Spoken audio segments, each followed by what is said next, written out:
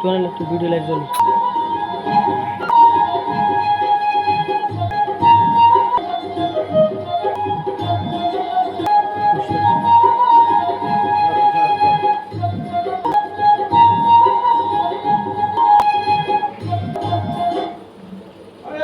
পানি দিল না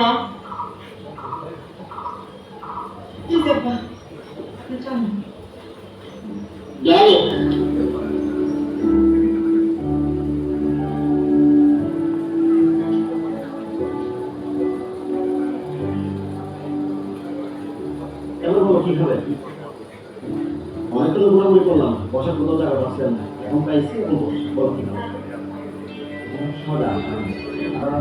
মানে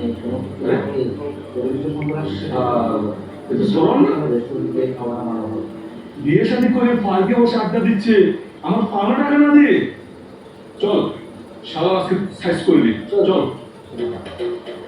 আসসালামু আলাইকুম। কি সরোজ সাহেব, আমার 5 টাকা না দিয়ে বিয়ে শাদী করে পার্কে করতেছেন, ফুর্তি করতেছেন, আমার 5 টাকা দিবেন না? দেখেছি কত টাকা পাস, ঠিক আছে আমি তো টাকা দিয়ে দিব। আমি এখন আমার ওয়াইফকে নিয়ে আসছি একটু ঘোরার জন্য, একটু ঘুরে আমি বাসা চলে যাচ্ছি। ও তুই ঘুরবা, বিয়ে শাদী করবা, পার্কে ঘুরবা, আর আমার 5 টাকা দিবেন, আমি চুপ করে বসে থাকবো?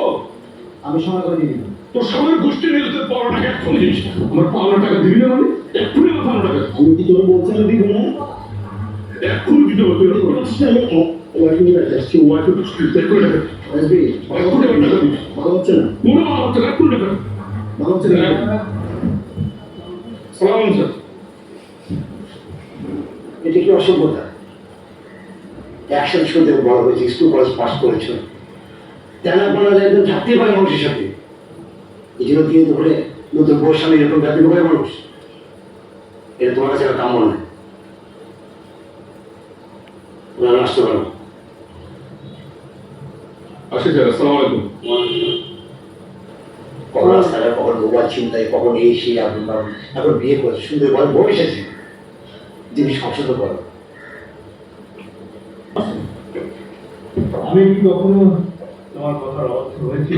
সেটাই তো আমার বড় বড়ে তোদের মতো সন্তানের মা বলতে পেরে।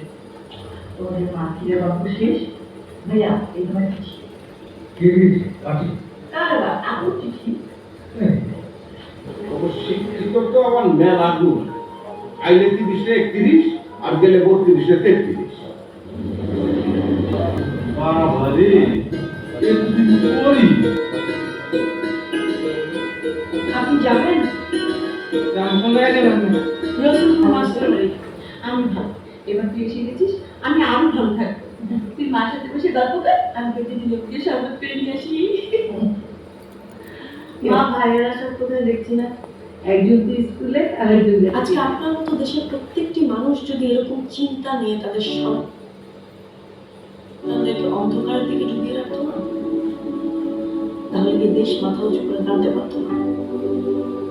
আর টাকারই যদি জীবনের সবকিছু হতো, তাহলে শিক্ষা, উচ্চ শিক্ষার জন্য দেশের প্রত্যেকটি মানুষ লেখাপড়া শিখে কবি, সাহিত্যিক, ইঞ্জিনিয়ার, ডাক্তার, রাজনীতি